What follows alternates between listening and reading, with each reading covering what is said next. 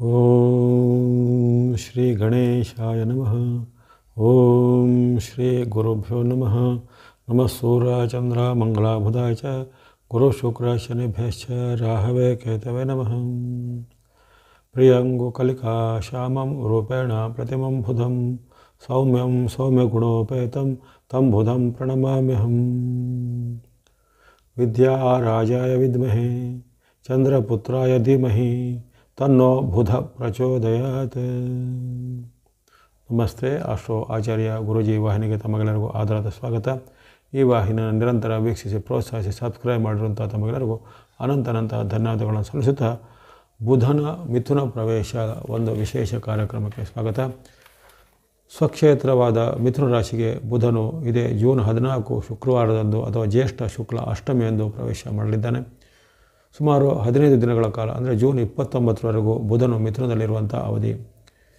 ಚಂದ್ರನನ್ನು ಹೊರತುಪಡಿಸಿದರೆ ಶೀಘ್ರವಾಗಿ ಕ್ರಮಿಸುವಂಥ ಗ್ರಹಗಳಲ್ಲಿ ಬುಧನು ಮೊದಲನೇ ಸ್ಥಾನದಲ್ಲಿ ಬರ್ತಾನೆ. ಆತನಿಗೆ ಆಗ ಶೀಘ್ರವಾಗಿ ಚಲಿಸುವಂಥ ಗತಿ ಇರುವ ಕಾರಣ ಆತನ ಒಂದು ಅವಧಿ ಕೆಲವೊಂದು ರಾಶಿಗಳಲ್ಲಿ 15ರಿಂದ 18 ದಿನ 20 ದಿನ ಇರುತ್ತೆ. ವಕ್ರಿ ಅವಧಿ ಬಂದಾಗ ಸ್ವಲ್ಪ ಜಾಸ್ತಿ ಕಾಲದಲ್ಲಿ ಕೆಲವೊಂದು ಗ್ರಹಗಳು ಇರ್ತಾನೆ. ಹಾಗಾಗಿ ಈ ಒಂದು ಬುಧನ ಚಲನೆ ಆತನ ಸ್ವಕ್ಷೇತ್ರದಲ್ಲೇ ಆಗೋದ್ರಿಂದ ಅನೇಕ ವಿಧವಾದ ಶುಭ ಲಕ್ಷಣಗಳನ್ನು ಈ ಬಾರಿ ಕೊಡಲಿದೆ. ಪ್ರತಿ ಬಾರಿನೂ ಬುಧನ ಚಲನೆ ಆಗುತ್ತೆ. ಆದರೆ ಈ ಬಾರಿ ಒಂದು ವೈಶಿಷ್ಟ್ಯ ಅಂದರೆ ಅಲ್ಲಿ ಬುಧನು ಮತ್ತು ಶುಕ್ರನು ಮಿಥುನದಲ್ಲಿ ಯುತಿಯಾಗಿ ಆಗಲೇ ಅಲ್ಲಿ ಶುಕ್ರನು ಅಲ್ಲಿ ಇರ್ತಾನೆ. 12ನೇ ತಾರೀಕಿಗೆ ಶುಕ್ರನ ಪರಿವರ್ತನೆ ಆಗಿರುತ್ತೆ. ಅದರ ಜೊತೆಗೆ ಈಗ ಜೂನ್ 14ರಂದು ಆಗುವಂಥ ಈ ಬುಧನ ಪರಿವರ್ತನೆಯಲ್ಲಿ ಲಕ್ಷ್ಮೀನಾರಾಯಣ ಯೋಗ ಅಲ್ಲಿ ಉತ್ಪನ್ನ ಆಗುತ್ತೆ. ಯಾವಾಗ ಅಲ್ಲಿ ಬುಧ ಮತ್ತು ಶುಕ್ರರು ಒಂದೇ ಮನೆಯಲ್ಲಿ ಇರ್ತಾರೋ ಅಥವಾ ಬುಧನ ಮನೆಯಾದ ಅಲ್ಲಿ ಈ ಮಿಥುನ ರಾಶಿಯಲ್ಲಿ ಶುಕ್ರನಿರ್ತಾನೋ ಅವಾಗಲ್ಲಿ ವಿಶೇಷವಾದ ಲಕ್ಷ್ಮೀನಾರಾಯಣ ಯೋಗ ಉತ್ಪನ್ನ ಆಗುತ್ತೆ. ಬುಧನು ನಾರಾಯಣನ ಸಂಕೇತ ಅಂದರೆ ಶುಕ್ರನು ಲಕ್ಷ್ಮಿಯ ಸಂಕೇತ ಅಂತ ಅನಿಸಲ್ಪಡ್ತಾನೆ. ಹಾಗಾಗಿ ಅಲ್ಲಿ ಆ ಲಕ್ಷ್ಮೀನಾರಾಯಣ ಯೋಗ ಉತ್ಪನ್ನ ಆಗುವಂಥ ಅಪರೂಪದ ಘಟನೆ ಈ ವರ್ಷದಲ್ಲಿ ಬಂದಂತಹ ಮೊದಲನೇ ಲಕ್ಷ್ಮೀನಾರಾಯಣ ಯೋಗದಲ್ಲಿ ವಿಶೇಷವಾಗಿ ಜಾಗತಿಕವಾಗಿಯೂ ಸಾರ್ವತ್ರಿಕವಾಗಿಯೂ ಜೊತೆಗೆ ಹಲವಾರು ರಾಶಿಗಳವರೆಗೂ ಅನೇಕ ರೀತಿಯ ಶುಭ ಫಲಗಳು ಆಗುತ್ತವೆ. ಯಾವ ರೀತಿ ನಾರಾಯಣನು ನಮಗೆ ಸಂತೃಪ್ತಿಯನ್ನು, ಸಮೃದ್ಧಿಯನ್ನು, ಮನಃಶಾಂತಿಯನ್ನು, ಅಭಿವೃದ್ಧಿಯನ್ನು ಜೊತೆಗೆ ಧಾರ್ಮಿಕ ಮತ್ತು ಆಧ್ಯಾತ್ಮಿಕವಾದ ಉನ್ನತಿಯನ್ನು ನಾರಾಯಣನ ಸೂಚಿಸಿದರೆ, ತಾಯಿ ಮಹಾಲಕ್ಷ್ಮಿಯು ನಮಗೆ ಬೇಕಾದಂತಹ ಎಲ್ಲ ಧನ ಕನಕಗಳನ್ನು, ಸೌಲಭ್ಯಗಳನ್ನು, ಸಂಪತ್ತುಗಳನ್ನು, ಧನ ಧಾನ್ಯ, ಪಶು ಅಥವಾ ಸಂತತಿ ಏನೇನು ಬೇಕು ನಮ್ಮ ಕಾಮನೆಗಳು ಅವೆಲ್ಲವೂ ತಾಯಿ ಮಹಾಲಕ್ಷ್ಮಿಯ ಕೃಪೆಯಿಂದ ಆಗತ್ತೆ ಅನ್ನೋದು ನಮಗೊಂದು ನಂಬಿಕೆ ಇದೆ. ಹಾಗಾಗಿ ಈ ಮಿಥುನ ರಾಶಿಯಲ್ಲಿ ಇರುವ ಕಾಲದಲ್ಲಿ ವಿಶೇಷವಾಗಿ ಜಗತ್ತಿನಲ್ಲಿ ಸಮೃದ್ಧಿ, ಶಾಂತಿ, ಸುಖಗಳು ಮೂಡುವಂಥದ್ದು, ಮಳೆ ಬೆಳೆಗಳು ಸ್ವಲ್ಪ ಚೆನ್ನಾಗಿ ಆಗುತ್ತೆ.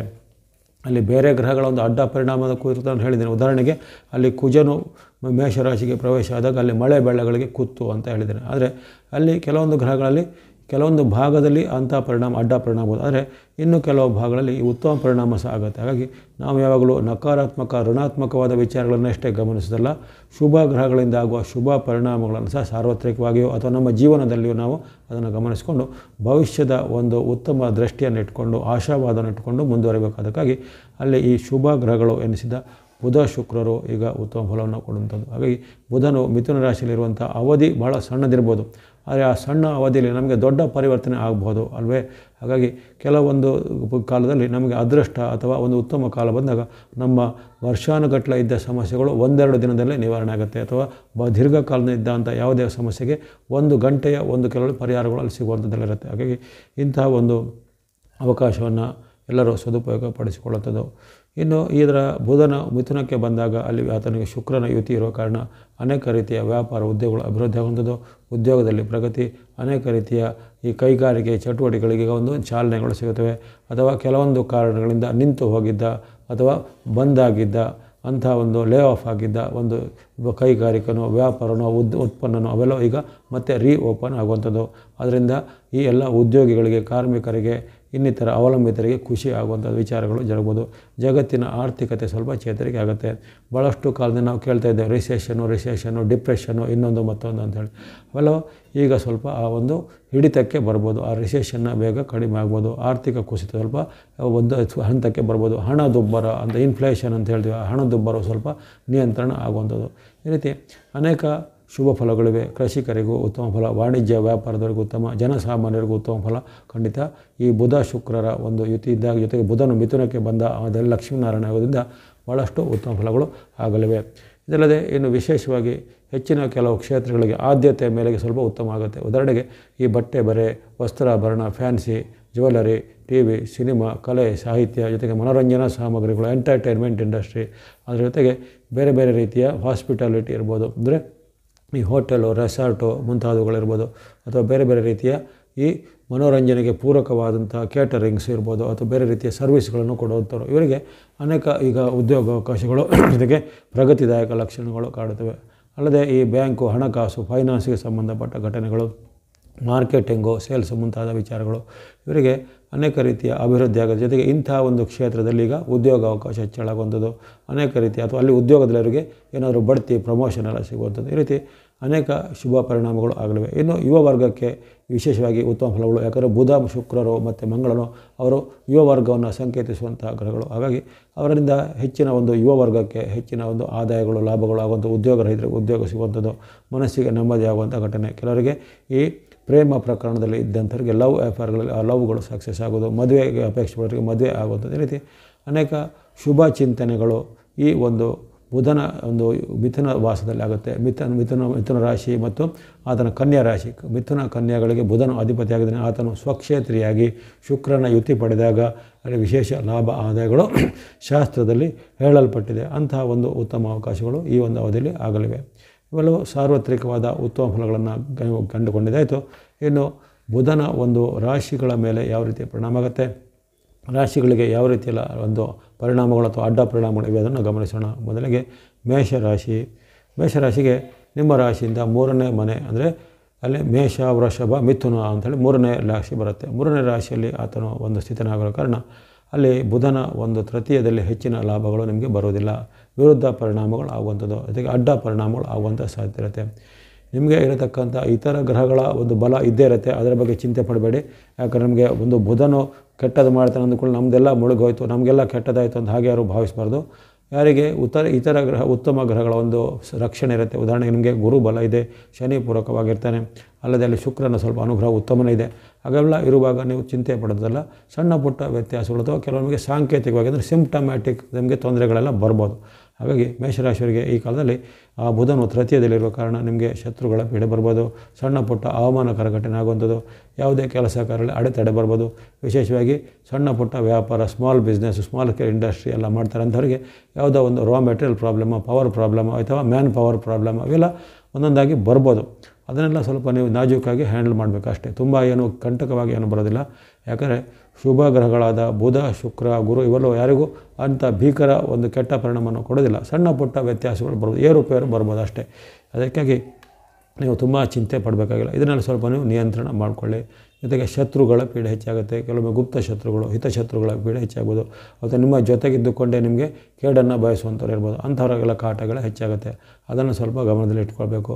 ಅಲ್ಲದೆ ಮನಸ್ಸಲ್ಲಿ ಸ್ವಲ್ಪ ಆತಂಕ, ಭಯಗಳು ಮೂಡುವಂಥ ಸಾಧ್ಯತೆ ಇರುತ್ತೆ ಈ ಕಾಲದಲ್ಲಿ.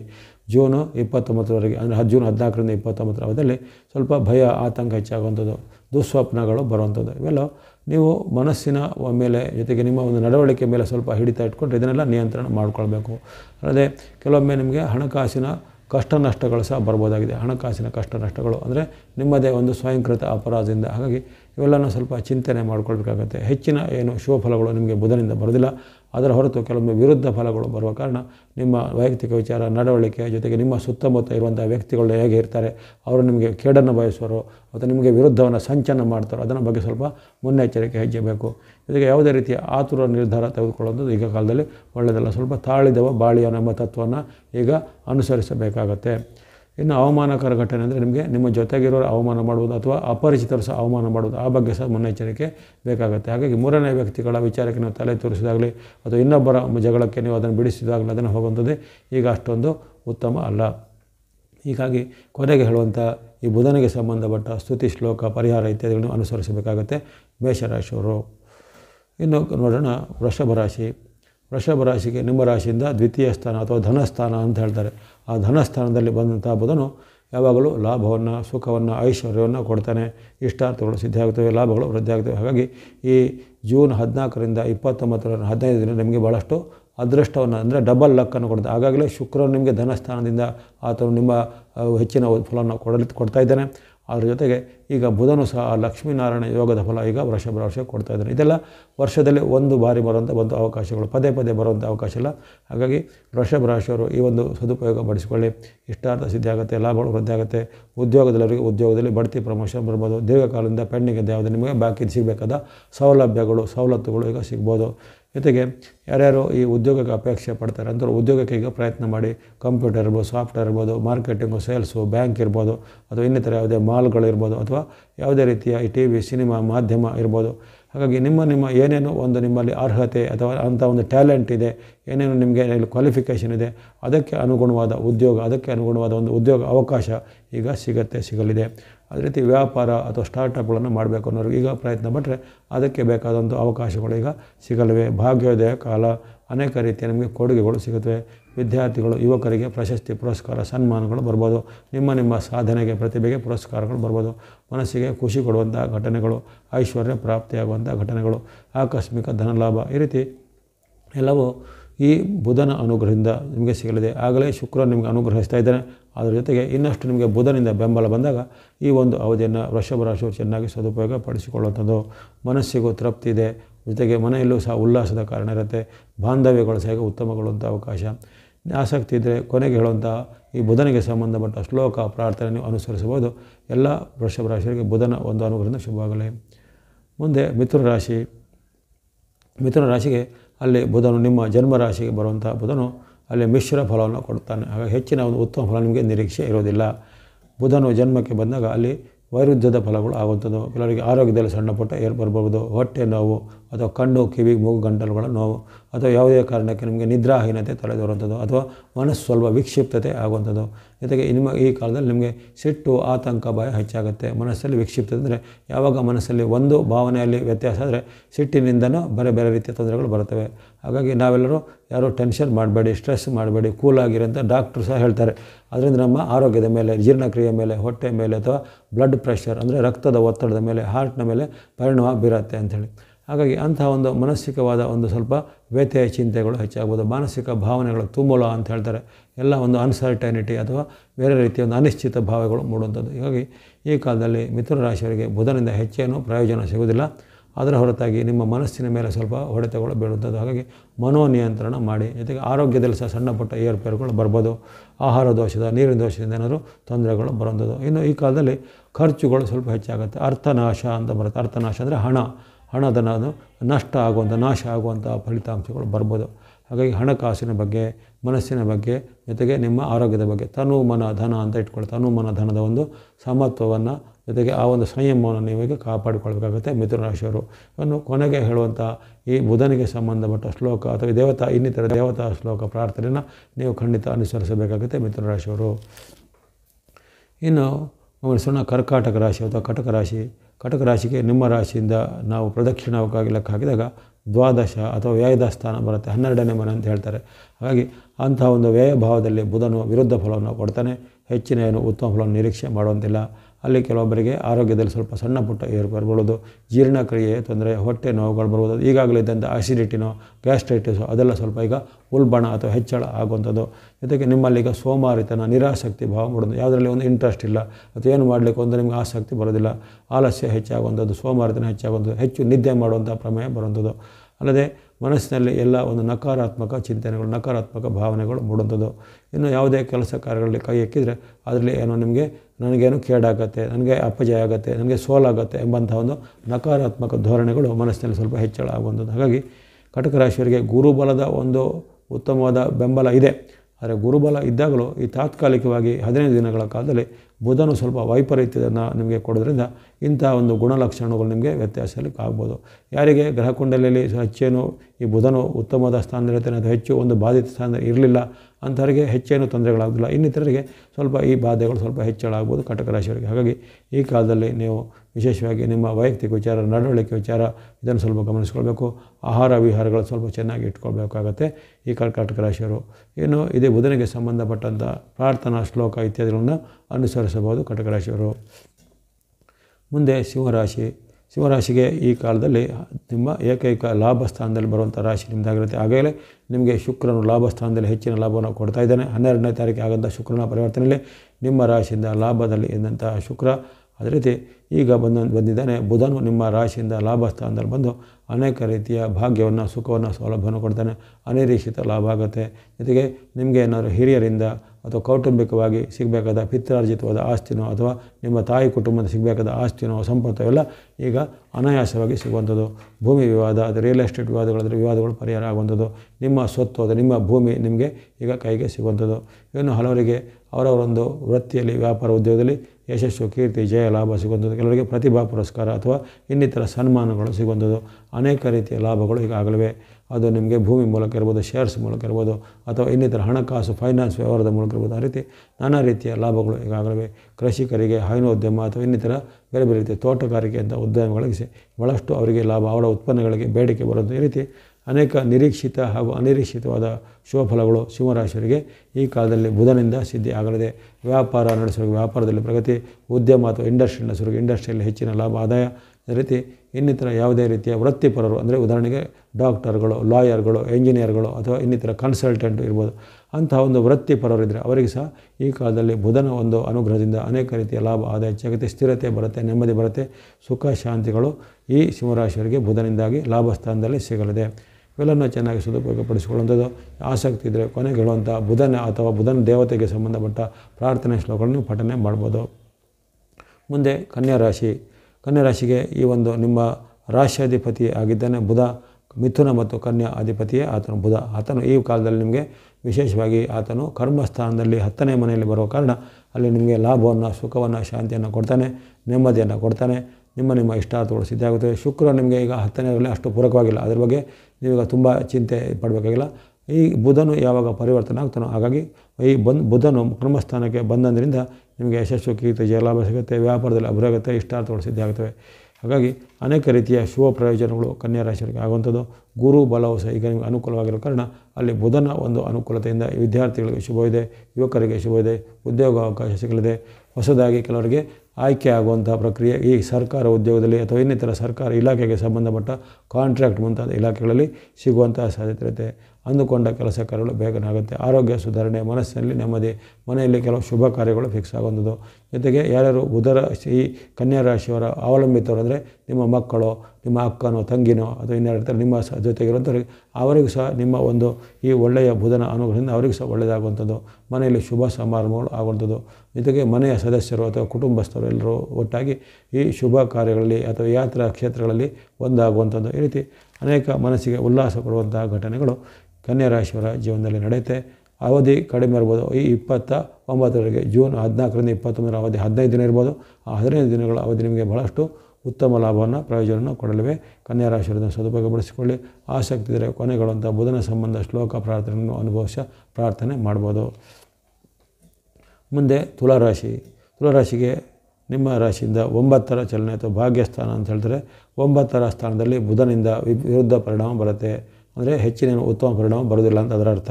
ಹಾಗಾಗಿ ತುಲಾರಾಶಿಯವರಿಗೆ ಬುಧನಿಂದಾಗಿ ಕೆಲವೊಮ್ಮೆ ಅಸಹಾಯಕತೆ, ಖಿನ್ನತೆ ಮಾಡುವಂಥದ್ದು, ಮನಸ್ಸಿನಲ್ಲಿ ಸ್ವಲ್ಪ ಬೇಜಾರಾಗುವಂಥ ಘಟನೆ, ಅನಿರೀಕ್ಷಿತವಾಗಿ ಲಾಭ ಅಲ್ಲ, ಅನಿರೀಕ್ಷಿತ ಧನ ನಷ್ಟ ಆಗುತ್ತೆ. ಹಾಗಾಗಿ ಅಂಥ ಅನಿರೀಕ್ಷಿತವಾದ ನಷ್ಟಗಳಾಗುವಂಥದ್ದು. ಜೊತೆಗೆ ನಿಮ್ಮ ವೃತ್ತಿ, ವ್ಯಾಪಾರ, ಉದ್ಯೋಗದಲ್ಲಿ ಅಡೆತಡೆಗಳು ಬರುವಂಥದ್ದು, ವಿಘ್ನಗಳು ಬರುವಂಥದ್ದು. ವ್ಯಾಪಾರ ಉದ್ಯೋಗದಲ್ಲಿ ನಿಮ್ಮ ಮೇಲೆ ಆರೋಪ, ಕಂಪ್ಲೇಂಟ್ಗಳು ಬರುವಂಥದ್ದು. ಈ ರೀತಿ ಒಂದಲ್ಲ ಒಂದು ನಿಮಗೆ ವಾದ ವಿವಾದಗಳು ಉಂಟಾಗಬಂದು, ಜೊತೆಗೆ ಸರ್ಕಾರ ಇಲಾಖೆಯಿಂದ ಅಥವಾ ಇನ್ನಿತರ ಇಲಾಖೆಗಳಿಂದ ನಿಮಗೆ ನೋಟಿಸ್ಗಳು ಅಥವಾ ನಿಮ್ಮ ಮೇಲೆ ಕಾನೂನು ಕ್ರಮದ ಒಂದು ಭಯಗಳು ಬರುವಂಥ ಸಾಧ್ಯತೆ ಇರುತ್ತೆ. ಹಾಗಾಗಿ ಈ ಕಾಲದಲ್ಲಿ ಎಲ್ಲ ಈ ತುಲಾರಾಶಿಯವರು ಸ್ವಲ್ಪ ಎಚ್ಚರಿಕೆ ಹೆಜ್ಜೆ ಬೇಕು. ಜೊತೆಗೆ ನಿಮ್ಮ ಆರೋಗ್ಯದ ಮೇಲೆ ಸಹ ಗಮನ ಬೇಕು. ಆರೋಗ್ಯದಲ್ಲಿ ಸ್ವಲ್ಪ ನಿತ್ರಾಣ, ನಿಶಕ್ತಿಗಳು ಉಂಟಾಗುವಂಥದ್ದು ಅಥವಾ ಯಾವುದೇ ಕಾರಣದಲ್ಲಿ ಸ್ವಲ್ಪ ಸುಸ್ತಾಗುತ್ತೆ, ಅಂದರೆ ತುಂಬ ಸುಸ್ತಾಗುವಂಥದ್ದು ಇರುತ್ತೆ. ಹಾಗಾಗಿ ಈ ಕಾಲದಲ್ಲಿ ಸ್ವಲ್ಪ ಮುನ್ನೆಚ್ಚರಿಕೆ ಹೆಜ್ಜೆ ಬೇಕು. ಅಲ್ಲದೆ ಕೆಲವೊಬ್ಬರಿಗೆ ಹಣದ ಒಂದು ಕೊರತೆ ಆಗಿ ಸಾಲ ಮಾಡುವಂಥ ಪ್ರಮೇಯ ಅಥವಾ ನಿಮ್ಮ ವಸ್ತು, ಒಡವೆ ಇತ್ಯಾದಿಗಳನ್ನ ಅಡ ಇಟ್ಟು ಹಣ ಪಡೆಯುವಂಥ ಪ್ರಮೇಯ ಎಲ್ಲ ಬರ್ಬೋದಾಗಿದೆ. ಹಾಗಾಗಿ ತುಲಾರಾಶಿಯವರು ಈ ಕಾಲದಲ್ಲಿ ಬುಧನಿಂದಾಗುವ ಈ ವ್ಯತಿರಿಕ್ತ ಪರಿಣಾಮದ ಬಗ್ಗೆ ಸ್ವಲ್ಪ ಎಚ್ಚರಿಕೆ ಹೆಜ್ಜೆ ಬೇಕು. ಅಲ್ಲಿ ಶುಕ್ರ ನಿಮಗೆ ಪೂರಕವಾಗಿದ್ದಾನೆ, ಆ ಬಗ್ಗೆ ತುಂಬ ಚಿಂತೆ ಬೇಡ. ಆದರೆ ಬುಧನ ವಿಚಾರವಾಗಿ ನಿಮ್ಮ ವೈಯಕ್ತಿಕ ವಿಚಾರ, ನಡವಳಿಕೆ, ಮಾತು, ಹಣಕಾಸು ಬಗ್ಗೆ ಸ್ವಲ್ಪ ಮುನ್ನೆಚ್ಚರಿಕೆ ಬೇಕಾಗುತ್ತೆ. ಇನ್ನು ಕೊನೆಗೆ ಹೇಳುವಂಥ ಈ ಬುಧನ ಪ್ರಾರ್ಥನೆ, ಪರಿಹಾರ ಮಾರ್ಗವನ್ನು ಅನುಸರಿಸಬಹುದು ತುಲಾರಾಶಿಯವರು. ಮುಂದೆ ವೃಶ್ಚಿಕ ರಾಶಿ. ವೃಶ್ಚಿಕ ರಾಶಿಗೆ ನಿಮ್ಮ ರಾಶಿಯಿಂದ ಅಷ್ಟಮ ಅಥವಾ 8ನೇ ಸ್ಥಾನದಲ್ಲಿರುವಂತಹ ಚಲನೆ. ಹಾಗಾಗಿ ಬುಧನು ಅಲ್ಲಿ ಅಷ್ಟಮದಲ್ಲಿ ಉತ್ತಮ ಫಲವನ್ನು ಕೊಡ್ತಾನೆ, ಆರೋಗ್ಯ, ಲಾಭ, ಸಿದ್ಧಿ. ಆಗಲೇ ಅಷ್ಟಮದಲ್ಲಿರುವಂಥ ಶುಕ್ರನು ನಿಮಗೆ ಉತ್ತಮ ಫಲವನ್ನು ಕೊಡ್ತಿದ್ದಾನೆ. ಹಾಗಾಗಿ ಈ 2 ಗ್ರಹಗಳು ಮಾತ್ರ ನಿಮಗೆ 8ರಲ್ಲಿ ಉತ್ತಮಗೊಳ್ಳುವುದು. ಶುಕ್ರ ಮತ್ತು ಬುಧರು ಮಾತ್ರ ಯಾವಾಗ ಅಷ್ಟಮದಲ್ಲಿರ್ತಾರೆ ಅವರು ಉತ್ತಮ ಫಲವನ್ನು ಕೊಡ್ತಾರೆ. ಉಳಿದ ಯಾವುದೇ ಗ್ರಹಗಳು ಅಷ್ಟಮದಲ್ಲಿ ಉತ್ತಮ ಫಲವನ್ನು ಕೊಡೋದಿಲ್ಲ. ಹಾಗೆ ಗಮನಿಸಿಕೊಳ್ಳಿ, ಹೆಚ್ಚಿನ ಒಂದು ಲಾಭವನ್ನು, ಆದಾಯವನ್ನು, ಸುಖವನ್ನು ನಿಮಗೆ ಸಿಗಲಿದೆ. ಇಷ್ಟಾರ್ಥ ಸಿದ್ಧಿ ಆಗಲಿದೆ. ಬಂದುಕೊಂಡಂತೆ ಕೆಲಸ ಕಾರ್ಯಗಳು ಆಗುವಂಥದ್ದು, ಶುಭ ಸಮಾರಂಭಗಳಲ್ಲಿ ಪಾಲ್ಗೊಳ್ಳುವಂಥದ್ದು, ಬಂಧು ಮಿತ್ರರ ಜೊತೆಗೆ ಬೆರೆಯುವಂಥ ಅವಕಾಶ, ವಿದ್ಯಾರ್ಥಿಗಳಿಗೆ, ಯುವಕರಿಗೆ, ಸಾಧಕರಿಗೆ ಅವರವರೊಂದು ಸಾಧನೆಗೆ, ಪ್ರತಿಭೆಗೆ ಹೆಚ್ಚಿನ ಪ್ರತಿಭಾ ಪುರಸ್ಕಾರ ಬರಲಿದೆ. ಸರ್ಕಾರಿ ಇಲಾಖೆ, ಕೋರ್ಟ್ ಕಚೇರಿ ಇಲಾಖೆ ಕೆಲಸ ಕಾರ್ಯಗಳು ಆಗಲಿವೆ. ಜೊತೆಗೆ ರಾಜಕೀಯದಲ್ಲಿರುವಂಥವರಿಗೆ ಹೆಚ್ಚಿನ ಒಂದು ಅಧಿಕಾರವು, ಜೊತೆಗೆ ಜಯವು, ಯಶವು ಆ ಒಂದು ಬುಧನ ಅನುಗ್ರಹದಿಂದ ಈ ಕಾಲದಲ್ಲಿ ಸಿಗಲಿದೆ ವೃಶ್ಚಿಕ ರಾಶಿಯವರಿಗೆ. ಹಾಗಾಗಿ ವೃಶ್ಚಿಕ ರಾಶಿಯವರು ತುಂಬ ಒಂದು ಉತ್ತಮ ಫಲವನ್ನು ಈ ಕಾಲದಲ್ಲಿ ಅನುಭವಿಸಲಿದ್ದೀರಾ. ಇಷ್ಟ ಇದ್ದರೆ, ಆಸಕ್ತಿ ಇದ್ದರೆ ಕೊನೆಗೆ ಹೇಳುವಂಥ ಬುಧನಿಗೆ ಸಂಬಂಧಪಟ್ಟ ದೇವತೆಗಳ ಶ್ಲೋಕ, ಸ್ತುತಿ, ಸ್ತೋತ್ರವನ್ನು ಹೇಳ್ಕೊಳ್ಬೋದು. ಎಲ್ಲರಿಗೂ ವೃಶ್ಚಿಕ ರಾಶಿಯವರಿಗೆ ಬುಧನ ಅನುಗ್ರಹದಿಂದ ಶುಭದಾಯಕ ಆಗಲಿ. ಮುಂದೆ ಧನುಸ್ಸು ರಾಶಿ. ಧನುಸ್ಸು ರಾಶಿಗೆ ಸಪ್ತಮ ಅಥವಾ 7ನೇ ಮನೆ ಚಲನೆ. ಸಪ್ತಮದಲ್ಲಿ ಬುಧನು ವಿರುದ್ಧ ಫಲವನ್ನು ಅಥವಾ ವ್ಯತಿರಿಕ್ತ ಫಲವನ್ನು ಕೊಡ್ತಾನೆ. ಹಾಗಾಗಿ ಈ ಕಾಲದಲ್ಲಿ ನಿಮಗೆ ವಿಶೇಷವಾಗಿ ದಂಪತಿಗಳಿಗೆ ದಾಂಪತ್ಯದಲ್ಲಿ ಕೊರತೆಗಳು ಬರುವಂಥದ್ದು, ದಾಂಪತ್ಯದಲ್ಲಿ ಕಲಹಗಳು ಬರುವಂಥದ್ದು, ಗಂಡ ಹೆಂಡತಿರ ಮಧ್ಯೆ ಭಿನ್ನಾಭಿಪ್ರಾಯ ಬರ್ಬೋದು.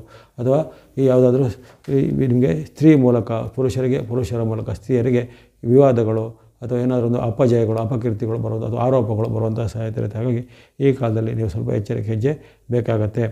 ಇನ್ನು ವೃಶ್ಚಿಕ ರಾಶಿಯವರಿಗೆ ಉತ್ತಮವಾದ ಲಾಭವನ್ನಾಗಲೇ ಹೇಳಿದ್ದೇನೆ.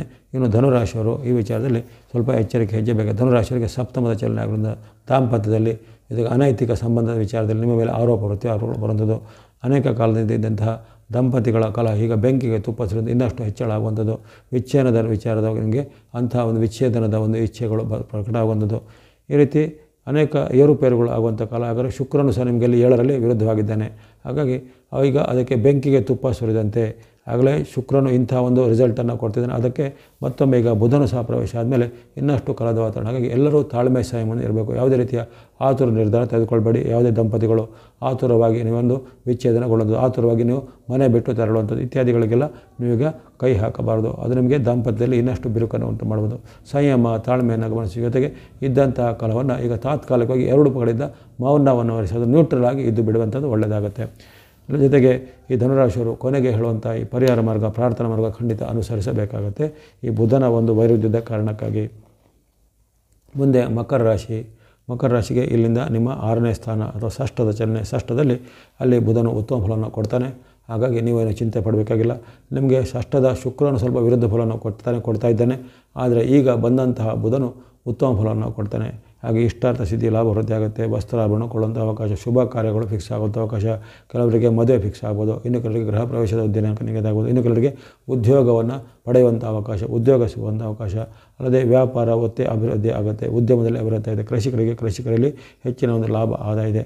ಅಥವಾ ನೀವು ಯಾವುದೇ ಒಂದು ವೃತ್ತಿ ಮಾಡ್ತಾ ಇರಲಿ, ಅದು ನೀವು ಆಟೋಮೊಬೈಲ್ ಇರ್ಬೋದು, ಸ್ಪೇರ್ ಪಾರ್ಟ್ ಇರ್ಬೋದು, ಅಥವಾ ಟೂರ್ ಟ್ರಾವೆಲ್ ಏಜೆನ್ಸಿ ಇರ್ಬೋದು, ಅದು ಇನ್ನಿತರ ಯಾವುದೇ ಸೇಲ್ಸ್ ಮಾರ್ಕೆಟಿಂಗ್ ಇರ್ಬೋದು, ಅಥವಾ ಯಾವುದೇ ರೀತಿಯ ಮೆಷಿನರಿಗೆ ಸಂಬಂಧಪಟ್ಟ ವಿಚಾರಗಳಿರ್ಬೋದು, ಅಥವಾ ಈ ಕಂಪ್ಯೂಟರು, ಸಾಫ್ಟ್ವೇರು, ಹಾರ್ಡ್ವೇರ್ ಮುಂತಾದ ಹಲವಾರು ಕ್ಷೇತ್ರದಲ್ಲಿ ಕೆಲಸ ಮಾಡುವಂಥವರಿಗೆ ಈ ಕಾಲದಲ್ಲಿ ಬುಧನು ಯಶಸ್ಸನ್ನು, ಕೀರ್ತಿಯನ್ನು, ಲಾಭವನ್ನು ಕೊಡಲಿದ್ದಾನೆ. ಜೊತೆಗೆ ನಿಮ್ಮ ಬಂಧು ಮಿತ್ರರ ಜೊತೆಗೆ ಬಾಂಧವ್ಯ ಅಧಿಕಗೊಳ್ಳುತ್ತೆ. ನಿಮ್ಮ ಮಿತ್ರರು ನಿಮಗೆ ವಿಶೇಷವಾದ ಸಹಾಯವನ್ನು ಮಾಡ್ತಾರೆ. ಅಲ್ಲದೆ ನಿಮ್ಮ ಯಾವುದೇ ಕೆಲಸ ಕಾರ್ಯಗಳಿಗೆ ಈಗ ನಿಮಗೆ ಜಯ, ನಿಮ್ಮ ಅಂತಿಮ ಜಯ ಅಂತ ಹೇಳ್ತಾರೆ. ಆಗ ಆ ಒಂದು ಜಯ ನಿಮ್ಮದೇ ಆಗಲಿದೆ. ಹಾಗಾಗಿ ಅನೇಕ ರೀತಿಯ ನಿರೀಕ್ಷಿತ ಮತ್ತು ಅನಿರೀಕ್ಷಿತವಾದ ಪವಾಡ ಸದೃಶವಾದ ಬದಲಾವಣೆಗಳು ಈ ಒಂದು ಬುಧನಿಂದಾಗಿ ನಿಮಗೆ ಸಿಗಲಿದೆ. ಮಕರ ರಾಶಿಗೆ ಅಪರೂಪಕ್ಕೆ ವರ್ಷಕ್ಕೊಮ್ಮೆ ಸಿಗುವಂಥ ಅವಕಾಶ. ಇದನ್ನೆಲ್ಲ ಮಕರ ರಾಶಿಯವರು ಸದುಪಯೋಗ ಪಡಿಸಿಕೊಳ್ಳಿ. ಜೊತೆಗೆ ಈ ಕಾಲದಲ್ಲಿ ಇನ್ನೊಂದು ವಿಶೇಷ ಅಂದರೆ, ಹಿಂದೆ ನಿಮಗೆ ಶತ್ರುಗಳಾಗಿದ್ದರು ಈಗ ಮಿತ್ರರಾಗ್ಬೋದು, ಅದು ಹಿಂದೆ ನಿಮ್ಮಿಂದ ಯಾವುದಾದ್ರು ಅಂತರ ಗ್ಯಾಪ್ ಕಾಯ್ಪಾಡ್ಕೊಂಡಿದ್ರು ಅವರಿಗೆ ನಿಮಗೆ ಇನ್ನಷ್ಟು ಹತ್ತಿರವಾಗಿ ನಿಮ್ಮ ಒಂದು ಸಹಾಯಕ್ಕೆ ನಿಲ್ಲುವಂಥದ್ದು, ಇಂಥ ಒಂದು ಘಟನೆಗಳು ಜರಬಹುದು ಮಕರ ರಾಶಿಯವರ ಜೀವನದಲ್ಲಿ. ಇದನ್ನೆಲ್ಲ ಸದುಪಯೋಗ ಪಡಿಸಿಕೊಳ್ಳಿ. ಆಸಕ್ತಿ ಇದ್ದರೆ ಕೊನೆಗೆ ಹೇಳುವಂಥ ಬುಧನಿಗೆ ಸಂಬಂಧಪಟ್ಟ ದೇವತಾ ಶ್ಲೋಕವನ್ನು ಅಥವಾ ಮಂತ್ರ ಪಠಣಗಳನ್ನು ನೀವು ಮಾಡ್ಬೋದಾಗಿದೆ. ಮುಂದೆ ಕುಂಭರಾಶಿ. ಕುಂಭರಾಶಿಗೆ ಈ ಒಂದು ಪಂಚಮದ ಚಲನೆ, ನಿಮ್ಮ ರಾಶಿಯಿಂದ 5ರ ಚಲನೆ ಅದು ಹೆಚ್ಚೇನು ಉತ್ತಮ ಫಲವನ್ನು ಕೊಡೋದಿಲ್ಲ. ಸಮ್ಮಿಶ್ರವಾದ ಫಲವನ್ನು ಸೂಚಕ ಇದೆ. ಕೆಲವರಿಗೆ ಅನಿಷ್ಟ ಫಲಗಳು ಸಿದ್ಧಿಯಾಗ್ಬೋದು. ಈ ಕಾಲದಲ್ಲಿ ನಿಮಗೆ ವಿಶೇಷವಾಗಿ ಈ ನಿಮ್ಮ ಅವಲಂಬಿತರ ಜೊತೆಗೆ ಅಂದರೆ ನಿಮ್ಮ ಮಕ್ಕಳ ಜೊತೆಗೆ, ತಂದೆ ಮಕ್ಕಳ ಕಲಹ, ಜೊತೆ ಗಂಡ ಹೆಂಡತಿರ ಕಲಹ, ಬಂಧು ಬಾಂಧವರ ಜೊತೆ ಕಲಹಗಳು ಬರುವಂಥದ್ದು, ಮಾತಿನ ಚಕಮಕಿ ಆಗುವಂಥದ್ದು. ಇನ್ನು ನಿಮ್ಮಲ್ಲಿ ಈಗ ಒಂದು ನಕಾರಾತ್ಮಕ ಬುದ್ಧಿ, ಋಣಾತ್ಮಕವಾದ ಬುದ್ಧಿ ಬರುವಂಥದ್ದು, ದೇವರುಗಳನ್ನು ನಿಂದನೆ ಮಾಡುವಂಥ ಬುದ್ಧಿ, ದೇವತೆಗಳ ಮೇಲೆ ಅಪಶಬ್ದಗಳನ್ನು ಬಳಸುವಂಥದ್ದು, ನಾಸ್ತಿಕತೆಯ ಒಂದು ಟೆಂಡೆನ್ಸಿ ನಿಮ್ಮಲ್ಲಿ ಬರುವಂಥದ್ದು, ಅಥವಾ ಇನ್ನಿತರರಿಗೆ ಸಹ ನೀವು ನಾಸ್ತಿಕತೆಯನ್ನು ಬೋಧಿಸುವಂಥದ್ದು, ನಕಾರಾತ್ಮಕ ವಿಚಾರ, ಋಣಾತ್ಮಕ ವಿಚಾರಗಳ ಮನಸ್ಸು ತುಂಬಿಕೊಳ್ಳುವಂಥದ್ದು. ಜೊತೆಗೆ ಯಾವುದೇ ರೀತಿಯ ಒಂದು ಮನಸ್ಸಿನ ನಿಯಂತ್ರಣ ನಿಮ್ಮಲ್ಲಿ ಇರೋದಿಲ್ಲ. ಸಿಟ್ಟು ಹೆಚ್ಚಳಾಗುತ್ತೆ, ಆತಂಕ, ಭಯ ಹೆಚ್ಚಳಾಗುತ್ತೆ. ಎಲ್ಲವನ್ನು ಸಿಟ್ಟಿನ ಭರದಲ್ಲಿ ನೀವು ನಿರ್ಧಾರ ತೆಗೆದುಕೊಳ್ತೀರ. ಅದರಿಂದ ನಿಮಗೆ ಇನ್ನಷ್ಟು ತೊಂದರೆ ಬಾಧೆಗಳಾಗುವಂಥದ್ದು. ಮನೆಯಲ್ಲಿ ಸಹ ನಿಮಗೆ ನೆಮ್ಮದಿಯ ಕೊರತೆ ಆಗುತ್ತೆ, ಹಣಕಾಸಿನ ಕೊರತೆ ಇದಾಗುತ್ತೆ, ಬರಬೇಕಾದ ಹಣ ಎಲ್ಲ ಸ್ವಲ್ಪ ವಿಳಂಬ ಆಗುವಂಥದ್ದು. ಮನೆಯಲ್ಲಿಯೂ ನೀವು ಜಗಳ ಆಡ್ತೀರ, ವೃತ್ತಿ ಉದ್ಯೋಗ ಸಹ ಜಗಳ ಅಥವಾ ಕಲಹ ಒಂದು ಪರಿಣಾಮ ನಿಮಗೆ ಬರುತ್ತೆ. ಹಾಗಾಗಿ ನೀವು ಈ ಕಾಲದಲ್ಲಿ ಮನೋನಿಯಂತ್ರಣ ಮಾಡ್ಕೋಬೇಕು. ನಿಮ್ಮ ವಾಕ್ ಅಂದರೆ ನಿಮ್ಮ ವಾಣಿ ಅಥವಾ ಮಾತನ್ನು ಸ್ವಲ್ಪ ನಿಯಂತ್ರಣ ಮಾಡ್ಕೋಬೇಕು. ಜೊತೆಗೆ ನಿಮ್ಮ ಕೃತಿ ಏನೇನಿದೆ, ನೀವು ಮಾಡುವಂಥ ಕೆಲಸಗಳ ಸಂಯಮವನ್ನು ಕಾಪಾಡಿಕೊಳ್ಬೇಕು. ಆತುರ ನಿರ್ಧಾರ ಬೇಡ, ಅದು ಅಪರಿಚಿತರಲ್ಲಿ ತುಂಬ ವ್ಯವಹಾರಗಳು ಬೇಡ. ದೊಡ್ಡ ಮೊತ್ತದ ಕೊಡುಕೊಳ್ಳುವಿಕೆಯನ್ನು ಸ್ವಲ್ಪ ಮುಂದೂಡಿ, ಜೊತೆಗೆ ದೊಡ್ಡ ಮೊತ್ತದ ಹೂಡಿಕೆ ಮಾಡಲಿಕ್ಕೆ ಸಿಗ ಅಷ್ಟೊಂದು ಉತ್ತಮ ಅಲ್ಲ. ಹಾಗಾಗಿ ಈ ಕಾಲದಲ್ಲಿ ನೀವು ವಿಶೇಷವಾಗಿ ಕುಂಭರಾಶಿಯವರು ಎಚ್ಚರಿಕೆ ಹೆಚ್ಚಬೇಕು. ಈ ಕಾಲದಲ್ಲಿ ನಿಮಗೆ ಸಾಡೆ ಸಾತಿಯ ಒಂದು ಅಡ್ಡ ಪರಿಣಾಮ ಇರುವ ಕಾರಣ ನಿಮಗೆ ಈ ಬುಧನ ಒಂದು ವ್ಯತಿರಿಕ್ತ ಪರಿಣಾಮ, ಅದಕ್ಕೆ ಇನ್ನಷ್ಟು ಬೆಂಕಿಗೆ ತುಪ್ಪ ಸುರಿದಂಥ ಪರಿಣಾಮಗಳಾಗ್ಬೋದು. ಸಂಯಮ, ತಾಳ್ಮೆ ಇರಲಿ, ಯಾವುದೇ ರೀತಿಯ ಆತುರ ನಿರ್ಧಾರ ಬೇಕಾಗಿಲ್ಲ. ಜೊತೆಗೆ ಕೊನೆಗೆ ಹೇಳುವಂಥ ಬುಧನಿಗೆ ಸಂಬಂಧಪಟ್ಟ ದೇವತೆಗಳ ಮಂತ್ರಗಳನ್ನು ಪಠನೆ ಮಾಡ್ಬೋದು, ಒಳ್ಳೆಯದಾಗತ್ತೆ. ಇನ್ನು ಕೊನೆಯದಾಗಿ ಮೀನರಾಶಿಗೆ ನಿಮ್ಮ ರಾಶಿಯಿಂದ 4ರ ಚಲನೆ, ಆ ಚತುರ್ಥ ಸ್ಥಾನದಲ್ಲಿ ವಿಶೇಷವಾಗಿ ಅಲ್ಲಿ ಬುಧನು ಯಶಸ್ಸನ್ನು, ಲಾಭವನ್ನು ಕೊಡ್ತಾನೆ. ಇಷ್ಟಾರ್ಥಗಳು ಸಿದ್ಧಿಯಾಗುತ್ತೆ, ವ್ಯಾಪಾರ ಅಭಿವೃದ್ಧಿ ಆಗುತ್ತೆ, ಸಾಂಸಾರಿಕವಾದ ಸುಖವಾಗುತ್ತೆ, ಮಿತ್ರರಿಂದ ಬಂಧುಗಳಿಂದ ಸಹಾಯ, ದೂರ ಪ್ರಯಾಣ ಮಾಡುವಂಥ ಅವಕಾಶ, ಶತ್ರುಗಳು ಮಿತ್ರರಾಗುವಂಥ ಅವಕಾಶ, ಅನೇಕ ಯೋಜನೆಗಳು ಸಿದ್ಧಗೊಳ್ಳುವಂಥ ಅವಕಾಶ, ವ್ಯಾಪಾರಸ್ಥರಿಗೆ ವ್ಯಾಪಾರ ಅಭಿವೃದ್ಧಿ, ವಿದ್ಯಾರ್ಥಿಗಳಿಗೆ ವಿದ್ಯೆಯಲ್ಲಿ ಪ್ರಗತಿ, ಅಥವಾ ಇನ್ನಿತರ ಯಾವುದೇ ಬೇರೆ ರೀತಿಯ ವೈದ್ಯಕೀಯ ಕ್ಷೇತ್ರ, ಶಿಕ್ಷಣ ಕ್ಷೇತ್ರ ಮುಂತಾದಲ್ಲಿ ದುಡಿಯವರಿಗೆ ಅವರಿಗೆ ಈಗ ಅನಿರೀಕ್ಷಿತವಾಗಿ ಹೆಚ್ಚಳ ಲಾಭಗಳು ಆಗುವಂಥದ್ದು, ವ್ಯಾಪಾರದಲ್ಲಿ ಅಥವಾ ಹುದ್ದೆಯಲ್ಲಿ ಪ್ರಗತಿ ಆಗುವಂಥದ್ದು, ಅನೇಕ ರೀತಿಯ ಪ್ರಯೋಜನಗಳು ಈ ಬುಧನಿಂದಾಗಿ ಈ ಮೀನರಾಶಿಯವರಿಗೆ ಈ ಚತುರ್ಥದ ಕಾಲದಲ್ಲಿ ಸಿಗಲಿದೆ. ಸಾಡೆ ಸಾತಿಯ ಒಂದು ಭೀಕರ ಪರಿಣಾಮದ ಮಧ್ಯನೂ ಬಂದಂತಹ ಬುಧ ಶುಕ್ರರು ನಿಮಗೆ ಲಕ್ಷ್ಮೀನಾರಾಯಣ ಯೋಗದ ಫಲವನ್ನು ಕೊಡ್ತಿದ್ದಾರೆ. ಹಾಗಾಗಿ ಈ ಜೂನ್ 14ರಿಂದ 29ರವರೆಗೆ ಒಂದು ಅವಧಿಯನ್ನು ಎಲ್ಲ ಮೀನರಾಶಿಯವರು ಸದುಪಯೋಗ ಪಡಿಸಿಕೊಳ್ಳುವಂಥದ್ದು. ಇನ್ನು ನಿಮಗೆ ಈ ಕಾಲದಲ್ಲಿ ಮನಸ್ಸಿಗೆ ನೆಮ್ಮದಿ, ಸುಖ, ಶಾಂತಿಯನ್ನು ಕೊಡುವಂತಹ ಆ ಬುಧನ ಪ್ರೀತ್ಯರ್ಥವಾಗಿ ನೀವು ಕೊನೆಗೆ ಹೇಳುವಂಥ ಪ್ರಾರ್ಥನಾ ಶ್ಲೋಕ ಅಥವಾ ದೇವತಾ ಪರಿಹಾರ ಮಾರ್ಗ ಇತ್ಯಾದಿಗಳನ್ನು ಅನುಸರಿಸಬಹುದಾಗಿದೆ. ಎಲ್ಲ ಮೀನರಾಶಿಯವರಿಗೆ ಬುಧ ಅನುಗ್ರಹದಿಂದ ಶುಭವಾಗಲಿ. ಇಲ್ಲಿವರೆಗೆ 12 ರಾಶಿಗಳ ಮೇಲೆ ಬುಧನ ಒಂದು ಸ್ವಕ್ಷೇತ್ರ ಚಲನೆ ಅಂದರೆ ಈ ಬರುವಂಥ ಮಿಥುನ ರಾಶಿಯಲ್ಲಿ ಜೂನ್ 14ರಿಂದ 29ರವರೆಗಿನ 15 ದಿನಗಳ ಅವಧಿಯ ಒಂದು ಬುಧ ಫಲವನ್ನು ವಿಶ್ಲೇಷಣೆ ಮಾಡಿದ್ದೇನೆ. ಈ ಬುಧ ಗೋಚಾರ ಫಲದಲ್ಲಿ ಕೆಲವೊಂದು ರಾಶಿಗೆ ಉತ್ತಮ, ಕೆಲವೊಂದು ರಾಶಿಗೆ ಮಧ್ಯಮ, ಕೆಲವೊಂದು ರಾಶಿಗೆ ಸ್ವಲ್ಪ ಸಂಕಷ್ಟ ಫಲಗಳು ವ್ಯಕ್ತವಾಗಿವೆ. ಅಂತಹ ಮಧ್ಯಮ ಅಥವಾ ಸಂಕಷ್ಟ ಫಲಗಳಂಥವ್ರು ವಿಶೇಷವಾಗಿ ಯಾವ ಪ್ರಾರ್ಥನೆಯಿಂದ ಬುಧ ದೋಷ ನಿವಾರಣೆ ಮಾಡಿದ್ರೆ, ಆರಂಭ ಪೂಜೆ ಮಾಡುವಂಥ ಆ ಪ್ರಥಮ ಪೂಜ್ಯ ದೇವ ಗಣೇಶನ ಭಕ್ತಿ ಮಾಡೋದ್ರಿಂದ ಗಣೇಶನ ಸ್ತುತಿ, ಗಣೇಶನ ಸ್ತೋತ್ರ, ಗಣೇಶನ ಮಂತ್ರ ಪಠನೆ ಅಥವಾ ಗಣೇಶನಿಗೆ ಸಂಬಂಧಪಟ್ಟ ಅಷ್ಟೋತ್ತರ ಇತ್ಯಾದಿಗಳನ್ನು ಪಠನೆ ಮಾಡೋದ್ರಿಂದ ಈ ಬುಧನಿಗೆ ಸಂಬಂಧಪಟ್ಟ ದೋಷಗಳು, ಬಾಧೆಗಳು ನಿವಾರಣೆ ಆಗುತ್ತೆ. ಅಥವಾ ಗಣೇಶನ ಮೂಲಮಂತ್ರ ತಮಗೆಲ್ಲರಿಗೂ ಗೊತ್ತಿರುವಂಥದ್ದು ಓಂ ಗಂ ಗಣಪತಿಯೇ ನಮಃ, ಓಂ ಗಂ ಗಣಪತಿಯೇ ನಮಃ ಎಂಬುದನ್ನು ನೀವು 28 ಬಾರನ್ನು 108 ಬಾರನ್ನು ಪಠನೆ ಮಾಡಿ, ಅದರಿಂದ ನಿಮಗೆ ಬುಧನಿಗೆ ಸಂಬಂಧಪಟ್ಟ ದೋಷಗಳು ನಿವಾರಣೆ ಆಗುತ್ತೆ. ಅದೇ ರೀತಿ ಬುಧನಿಗೆ ಸಂಬಂಧಪಟ್ಟ ಇನ್ನೊಂದು ಪ್ರಮುಖವಾದ ದೇವತಾ ಶಕ್ತಿ ನಾರಾಯಣ ಅಥವಾ ವಿಷ್ಣು, ಭಗವಾನ್ ವಿಷ್ಣು ಅಥವಾ ನಾರಾಯಣ. ಹಾಗಾಗಿ ನಾರಾಯಣನಿಗೆ ಸಂಬಂಧಪಟ್ಟ ಭಕ್ತಿ ಆತನನ್ನು ಶ್ರೀನಿವಾಸ ರೂಪದಲ್ಲೋ, ವೆಂಕಟೇಶ್ವರ ರೂಪದಲ್ಲೋ, ರಂಗನಾಥ ರೂಪದಲ್ಲೋ ಅಥವಾ ರಾಮ, ಕೃಷ್ಣ ಮುಂತಾದ ರೂಪದಲ್ಲೋ ನಿಮಗೆ ಇಷ್ಟವಾದಂಥ ರೂಪದಲ್ಲಿ ನಾರಾಯಣನ ಪಠನೆ ಮಾಡ್ಬೋದು. ಅಥವಾ ನಿಮಗೆ ತುಂಬ ಕ್ಲಿಷ್ಟಕರ ಅಂತ ಅನಿಸಿದರೆ ಓಂ ನಮೋ ನಾರಾಯಣ, ಓಂ ನಮೋ ನಾರಾಯಣ ಎಂಬ ಮೂಲ ಮಂತ್ರದ ಪಠನೆ ದಿನನಿತ್ಯ ಮಾಡುವಂಥದ್ದು. ಕನಿಷ್ಠ ಪಕ್ಷ 5 ಬಾರಿ ಅಥವಾ 108 ಬಾರಿನೂ ಈ ಓಂ ನಮೋ ನಾರಾಯಣ ಇಂಥ ಮಂತ್ರವನ್ನು ಪಠನೆ ಮಾಡ್ಬೋದು. ಓಂ ಗಂ ಗಣಪತಿ ಎನ್ನುವ ಒಂದು ಆದಿ ಪೂಜೆಯಾಗಿ ಗಣೇಶನ ಮಾಡ್ಬೋದು. ಅದರ ಜೊತೆಗೆ ಓಂ ನಮೋ ನಾರಾಯಣ ಅಥವಾ ಓಂ ನಮೋ ಭಗವತೆ ವಾಸುದೇವಾಯ ಮುಂತಾದ ಮಂತ್ರಗಳನ್ನು ಪಠನೆ ಮಾಡ್ಬೋದು. ಅಥವಾ ರಾಮ, ಕೃಷ್ಣ ಅಥವಾ ಶ್ರೀನಿವಾಸ, ವೆಂಕಟೇಶ್ವರಿಗೆ ಸಂಬಂಧಪಟ್ಟ ಮಂತ್ರ ಪಠನೆ ಮಾಡೋ ಸಹ ಈ ಬುಧನ ಅನುಗ್ರಹಕ್ಕೆ ಶುಭವಾಗಿದೆ. ಇನ್ನು ಬುಧನಿಗೆ ಸಂಬಂಧಪಟ್ಟ ಮಂತ್ರಗಳು ಅಂದರೆ ವ್ಯಾಸರಹಿತವಾದ ನವಗ್ರಹಗಳ ಮಂತ್ರ ಇರುತ್ತೆ. ಅದರಲ್ಲಿ ಆ ಪ್ರಿಯಂಗು ಕಲಿಕಾ ಶ್ಯಾಮಂ ರೂಪೇಣ ಪ್ರತಿಮಂ ಬುಧಂ ಸೌಮ್ಯಂ ಸೌಮ್ಯ ಗುಣೋಪೇತಂ ತಂ ಬುಧಂ ಪ್ರಣಮಾಮ್ಯಹಂ. ಸರಳವಾದ ಈ ಒಂದು ಶ್ಲೋಕ, ಪ್ರಿಯಂಗು ಕಲಿಕಾ ಶ್ಯಾಮಂ ರೂಪೇಣ ಪ್ರತಿಮಂ ಬುಧಂ ಸೌಮ್ಯಂ ಸೌಮ್ಯ ಗುಣೋಪೇತಂ ತಂ ಬುಧಂ ಪ್ರಣಮಾಮ್ಯಹಂ ಅನ್ನೋದು ಈ ಒಂದು ಮಂತ್ರಕ್ಕೆ ಬುಧನ ಒಲುಮೆ ಆಗುತ್ತೆ. ಜೊತೆಗೆ ದೋಷಗಳು ಇದ್ದರೆ ನಿವಾರಣೆ ಆಗುತ್ತೆ. ಇನ್ನು ಬುಧನ ಪೀಡಾ ಪರಿಹಾರ ಮಂತ್ರ ಈ ರೀತಿ ಬರುತ್ತೆ. ಉತ್ಪಾತ ರೂಪೋ ಜಗತಾಂ ಚಂದ್ರಪುತ್ರೋ ಮಹಾದ್ಯುತಿ ಸೂರ್ಯಪ್ರಿಯಕರೋ ವಿದ್ವಾನ್ ಪೀಡಾ ಹರತು ಮೇ ಬುಧಃ. ಮತ್ತೊಮ್ಮೆ ಕೇಳಿಸ್ಕೊಳ್ಳಿ. ಬುಧನ ಪೀಡಾ ಪರಿಹಾರ ಸ್ತೋತ್ರ. ಉತ್ಪಾತ ರೂಪೋ ಜಗತಾಂ ಚಂದ್ರಪುತ್ರೋ ಮಹಾದ್ಯುತಿ ಸೂರ್ಯಪ್ರಿಯಕರೋ ವಿದ್ವಾನ್ ಪೀಡಾ ಹರತು ಮೇ ಬುಧಃ ಎಂಬಂತಹ ಸರಳವಾದ ಈ ಬುಧನ ಪೀಡಾ ಪರಿಹಾರ ಶ್ಲೋಕವನ್ನು ಆಗಲೇ ಕೆಲವೊಂದು ರಾಶಿಗಳಿಂದ ಸಂಕಷ್ಟ, ಮಧ್ಯಮ, ಮಿಶ್ರ ಅಂಥೇಳಿ ಅಂಥವರು ಈ ಕಡ್ಡಾಯವಾಗಿ ಈ ಪೀಡಾ ಪರಿಹಾರ ಸ್ತೋತ್ರ ಹೇಳಿದರೆ ನಿಮಗೆ ಬರತಕ್ಕಂಥ ಬುಧನ ಯಾವುದು ಅಡೆತಡೆಗಳು, ಭಿನ್ನರಿತರ ತೊಂದರೆಗಳು ನಿವಾರಣೆ ಆಗುತ್ತೆ. ಹಾಗಾಗಿ ಈ ಮಂತ್ರವನ್ನು ಪಠನೆ ಮಾಡೋದು ಕನಿಷ್ಠ 5 ಬಾರಿ ಅಥವಾ ನಿಮಗೆ ಇಷ್ಟವಾದಷ್ಟು 108 ಬಾರಿ ಈ ಮಂತ್ರವನ್ನು ಪಠನೆ ಮಾಡ್ಬೋದು. ಇವೆಲ್ಲವೂ ನಿಮಗೆ ದೇವತಾ ಭಕ್ತಿ ಅಥವಾ ಈ ಗ್ರಹಗಳ ಭಕ್ತಿ, ಗ್ರಹಗಳ ಸ್ತೋತ್ರ ಹೇಳಿದಾಯಿತು. ಇನ್ನು ವಿಶೇಷವಾಗಿ ದಾನ ಮಾರ್ಗ ಅಂತ ಇರುತ್ತೆ. ದಾನ ಮಾರ್ಗದಲ್ಲಿ ವಿಶೇಷವಾಗಿ ಬುಧನಿಗೆ ಸಂಬಂಧಪಟ್ಟ ಧಾನ್ಯವಾದ ನವಗ್ರಹಗಳ ಧಾನ್ಯವಾದ ಹೆಸರು ಕಾಳು ಅಥವಾ ಹೆಸರು ಬೇಳೆ, ಮೂಂಗ್ ಅಥವಾ ಮೂಂಗ್ ದಾಲ್ ಅಂತ ಹೇಳ್ತೀವಿ, ಅಂತ ಒಂದು ಗ್ರೀನ್ ಗ್ರಾಮ್ ಅಂತ ಹೇಳ್ತೀವಿ, ಅಂಥ ಒಂದು ಹೆಸರು ಕಾಳು ಅಥವಾ ಹೆಸರು ಬೇಳೆ ಇದನ್ನು ದಾನ ಕೊಡ್ಬೋದು. ಅಥವಾ ಹೆಸರು ಕಾಳು ಹೆಸರು ಬೇಳೆ ಆಗಿ ಮಾಡಿದಂತಹ ಕಿಚಡಿ ಮುಂತಾದ ಉತ್ಪನ್ನಗಳನ್ನು ದಾನವಾಗಿ ಅನ್ನದಾನದ ರೂಪದಲ್ಲಿ ಕೊಡುವಂಥದ್ದು ಆಶ್ರಮಗಳಿಗೆ, ಬಡಬಗರಿಗೆ, ದೇವಾಲಯಗಳಿಗೆ ಅಥವಾ ನಿತ್ಯ ಅನ್ನದಾನ ಮಾಡುವಂಥ ಸಂಸ್ಥೆಗಳಿಗೆ ಇತ್ಯಾದಿಗಳಿಗೆ ಈ ಒಂದು ಹೆಸರು ಬೇಳೆ, ಹೆಸರು ಕಾಳು ಅಥವಾ ಹೆಸರು ಕಾಳಿನಿಂದ ಮಾಡಿದ ಉತ್ಪನ್ನವನ್ನು ಕೊಡುತ್ತದೆ. ಅದೇ ರೀತಿ ಹೆಚ್ಚಿನ ಈ ಬುಧನ ಅನುಗ್ರಹಕ್ಕಾಗಿ ವಿದ್ಯಾರ್ಥಿಗಳಿಗೆ, ಯುವಕರಿಗೆ, ಯುವ ಸಮುದಾಯದವರಿಗೆ ಹಣ, ವಸ್ತು, ಒಡವೆ ಅಥವಾ ಇನ್ನಿತರ ಸಾಮಗ್ರಿಗಳನ್ನು ಕೊಟ್ಟು ಅವರ ಒಂದು ಹಣದ ಕೊರತೆಯನ್ನು ನೀವು ನೀಗಿಸುವಂಥದ್ದು ಇವೆಲ್ಲವೂ ನಿಮಗೆ ಪ್ರಸನ್ನವಾಗಿರಲಿಕ್ಕೆ ಸಹಾಯ ಆಗುತ್ತೆ. ಹಾಗೆಯೇ ತೃತೀಯ ಲಿಂಗಿಗಳು ಅಂತ ಹೇಳಿದ್ರೆ ಆ ತೃತೀಯ ಲಿಂಗಿಗಳಿಗೆ ವಿಶೇಷವಾಗಿ ಈ ಕಾಲದಲ್ಲಿ ಬುಧನ ಒಂದು ಅನುಗ್ರಹಕ್ಕಾಗಿ ನಾವು ಅವರಿಗೆ ಬಟ್ಟೆ ಬರೆಯನ್ನು, ವಸ್ತ್ರವನ್ನು ಅಥವಾ ತಿನ್ನುವಂಥ ಆಹಾರ ಪದಾರ್ಥವನ್ನು, ಹಣವನ್ನು ಈ ಕಾಲದಲ್ಲಿ ಅವರಿಗೆ ದಾನವಾಗಿ ಕೊಡುವಂಥದ್ದು ಉತ್ತಮವಾದ ಆಯ್ಕೆಯಾಗಿರುತ್ತೆ. ಹಾಗಾಗಿ ಯಾರು ಭಕ್ತಿ ಮಾಡೋರು ಭಕ್ತಿ ಮಾಡಿ, ದಾನ ಧರ್ಮ ಮಾಡೋರು ದಾನ ಧರ್ಮ ಮಾಡಿ, ಅಥವಾ ಇನ್ನಿತರ ಪೂಜಾ ಪುನಸ್ಕಾರ ಮಾಡುವಂಥವರು ಗ್ರಹಗಳಿಗೆ ಸಂಬಂಧಪಟ್ಟ ನವಗ್ರಹಗಳ ಸ್ತೋತ್ರ, ನಮಗೆ ಪೂಜಾಪೂರ್ವಕ ಭಕ್ತಿ ಜೊತೆಗೆ ಬುಧನಿಗೆ ಸಂಬಂಧಪಟ್ಟ ಪೂಜಾ ಹವನ ಇತ್ಯಾದಿ ಭಕ್ತಿಗಳನ್ನು ಮಾಡ್ಬೋದಾಗಿದೆ. ಇವೆಲ್ಲವೂ ಈ ಬುಧನ ಒಂದು ವಿಚಾರವಾಗಿ ಈ ಸ್ವಕ್ಷೇತ್ರ ಅಥವಾ ಮಿಥುನದಲ್ಲಿ ಬರುವಂತಹ ಬುಧನ ಜೂನ್ 14ರಿಂದ ಜೂನ್ 29 ಗೋಚಾರದ ವಿಶ್ಲೇಷಣೆಯನ್ನು ಮಾಡಿದ್ದೇನೆ. ಈ ಗೋಚಾರದಲ್ಲಿ ಕೆಲವೊಂದು ರಾಶಿಗೆ ಉತ್ತಮ, ಮಧ್ಯಮ, ಅಧಮಾದಿ ಫಲಗಳು ಬಂದರೂ ಯಾರೋ ವಿಚಲಿತರಾಗಿದೆ. ನಿಮ್ಮ ಭಕ್ತಿ ಮಾರ್ಗ, ಧರ್ಮ ಮಾರ್ಗ, ದಾನ ಮಾರ್ಗ ಮುಂದುವರಿಸಿ ವಿಶೇಷವಾಗಿ ಗಣೇಶ ಅಥವಾ ನಾರಾಯಣನಿಗೆ ಸಂಬಂಧಪಟ್ಟ ಸರಳವಾದ ಭಕ್ತಿ ಸೂತ್ರಗಳನ್ನು ಪಾಲನೆ ಮಾಡ್ತಾ ಬನ್ನಿ. ತಮಗೆಲ್ಲರಿಗೂ ಬುಧನ ಅನುಗ್ರಹದಿಂದ ಆಯುಷ್ಯ, ಕೀರ್ತಿ ಜಾಲ ಬಳಸಿದಾಗಲೇ ಈ ವಾಹಿನಿ ನಿರಂತರ ಪ್ರೋತ್ಸಾಹಿಸಿದಾಗ ಮತ್ತೊಮ್ಮೆ ಧನ್ಯವಾದಗಳು. ಸಬ್ಸ್ಕ್ರೈಬ್ ಮಾಡಿದ್ರು ಸಬ್ಸ್ಕ್ರೈಬ್ ಮಾಡಿ ಪ್ರೋತ್ಸಾಹಿಸಿ. ಸರ್ವೇಶಾನಾಂ ಸನ್ಮಂಗಲಾನಿ ಭವಂತು.